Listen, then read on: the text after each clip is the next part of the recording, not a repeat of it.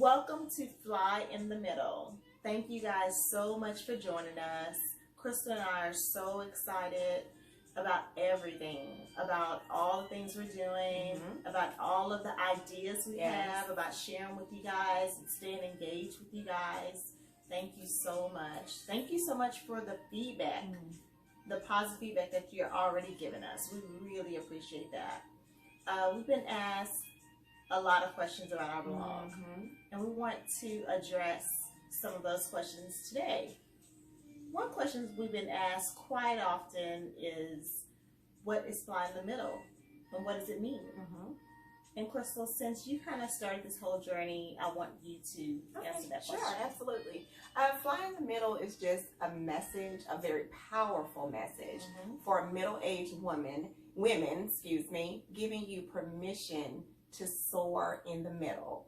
That means you are still relevant, you are still beauty, you are to own who you are in the middle. You can be limitless in achieving your goals, and you can be the best and highest version of yourself, mentally, spiritually, physically, and emotionally. Yes. There are no limits to what you can do. I know society tells you that you're not relevant. That is a lie. You are more than relevant.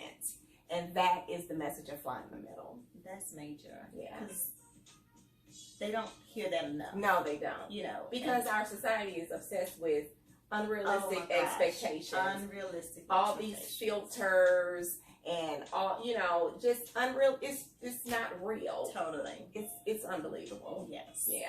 So you guys can do whatever you can put your mind to. Exactly. The other question we're asked is, why are we doing the blog? You want to answer that first? Sure. What you and I have discussed, that we want to make sure that as this blog succeeds, as we succeed, that we want to give back. We want to make sure that we promote other businesses, which is exciting. Very. Because there's enough room for everybody. Yes. And I know that is important for both of us. Yes. Definitely. Absolutely. Yeah. Another thing that is important, I feel like we'll enjoy talking about things we're passionate about. Yes. But what's super important to me, and I know to you too, is that we'll be held accountable. Right. Exactly. The things we talk about, like if we're talking about being positive, we need to be positive. I really genuinely feel like it has already impacted my life in that way already. And another thing is, if you're talking about being fit and healthy, you can't sit around, just being... You need Cheetos? No. Well, I do eat Cheetos. They're bait. Okay. That's a start, though. That's a start. I'm working on myself. Okay. There we go. I'm working on myself. But you get the point. So, we just want to, again, just keep ourselves held accountable.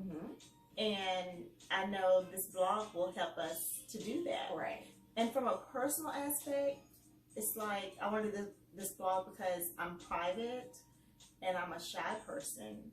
And I feel like this will challenge me to face those fears. Yeah. Face the fears of sharing and being transparent and being vocal, And to me, what will come with that is growth, which is great. Right.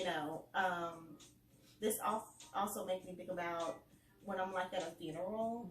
I often reflect back on myself. When I read the obituary, I think about, what will my story be? That's really good. And if I died today, would I be happy with my story?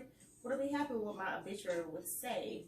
And I wouldn't. I wouldn't at all. Like, I feel like there's so much more I can accomplish, so much more I can do, so much more I can give, And so to me, this blog will help me to achieve some of those goals. And, so that's my personal aspect on why I want to do the blog. What about you, Kristol? Well, I have a couple of reasons. The first one is that I need to face my fear of other people's negative opinions. Wow. So, because my entire life, I have struggled with allowing negative, Judgment. toxic opinions to dictate to me how I feel about myself. So this blog will force me. You're online and you know, you're exposed. Big time. So like never before. Now is the time to deal with it. Yeah. You know, and so I'm looking forward to confronting that. And the other personal reason is whenever I'm told that I can't do something, like I need to prove you wrong. Oh, you like a challenge. Yeah, I like a challenge. Okay. Absolutely. Okay. And so when being middle-aged, you have so many rules and regulations on how you should conduct yourself, how you're supposed to age. It's just all these things, negative things. Yeah. And so I feel like I need to prove you wrong. I want younger women to look forward to aging. Yes. And I want women our age and our generation we want to inspire them, you know, and celebrate them. Celebrate who you are. Yeah. You can still be sexy. You can still be chic, and you can still, your voice is still heard. You can still be fit. You matter. Yeah. And so for me, I want to put a positive message out there for middle age. Yeah. That's awesome. Because I just think about the 70-year-old bodybuilder. Oh my God. Look what she's doing for her generation. I love her. You know, She's she's amazing. And she's my fitness goal. Yeah. So, totally. Yeah. So another thing, we cannot leave today without talking about 2020. Oh boy. Yeah. It's almost over. Yeah, thank you, God. God. So I'll start with myself. And so we want to talk about how 2020 has shaped your life. One way 2020 has shaped my life is it's truly made me grateful. It was really a reality check, to be honest with you. When the shutdown happened, you know, of course, first the schools closed. Right. And then I was, you know, all worried, like, oh my gosh, who's going to keep my baby while schools are closed? And God said, you are. And we were closed. It's like, oh Lord, you know, it was quite devastating, right. You know, because for some of you who don't know, I'm a hairstylist and I have been for almost 30 years. And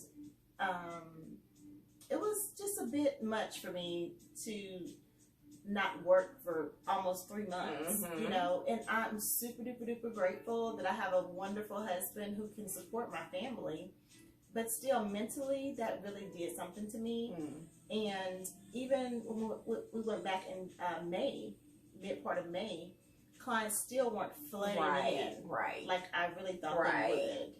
And, you know, it could have been because they're working from home, blah, blah, blah. Right. For whatever reason. Whatever the reason is, they didn't.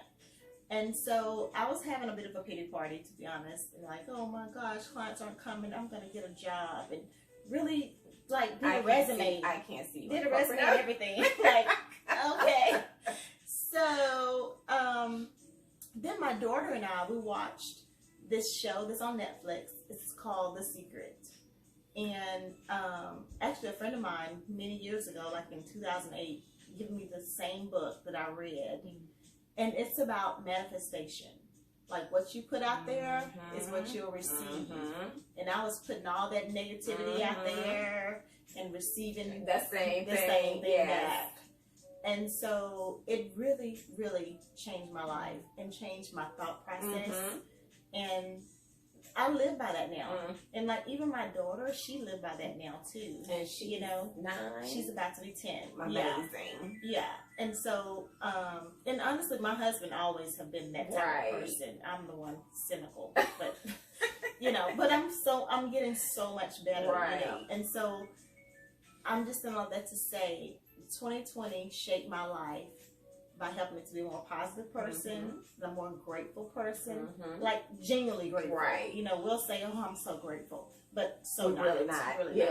But I really am, and I'm so thankful for the experience that has brought me to be this person. Right. So what about you, Kristol? For me, it's a couple of things. First, 2020 made me very consistent with my fitness goals. Okay.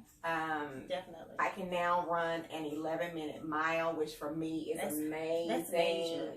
I just have never been a runner, and I love running. Now I can do a 5K with no problem. I think mine says 16 minutes. So that's major. Okay. Oh goodness, but we're gonna keep it going. Yeah, I'm working on myself. Okay.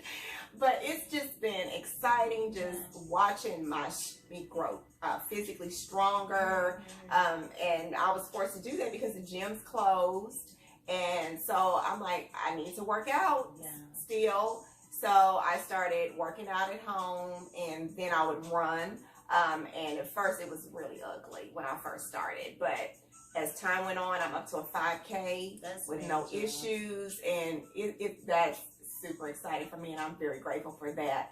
And the other thing that I'm really grateful for is just I haven't wanted for anything. That's great. I really haven't. So many and it's because so many people have, and it's humbling. Yeah. Because I'm no better than anybody else, you know. Right. And I'm really grateful that I haven't wanted for anything, and it's helped me to be genuinely appreciative for everything. Yes.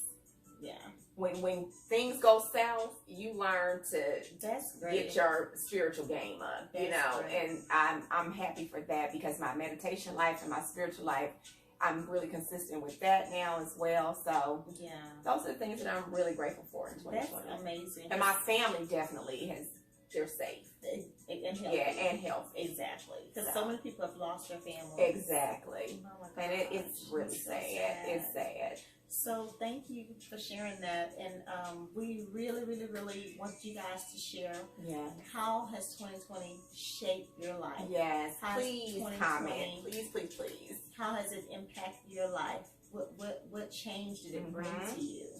You know, we really want to know. And again, thank you guys so much for your constant support, your encouragement, your feedback. We thank you, and we love you guys so much. Yes. And we look forward to chatting with you on our next segment. Bye. Bye.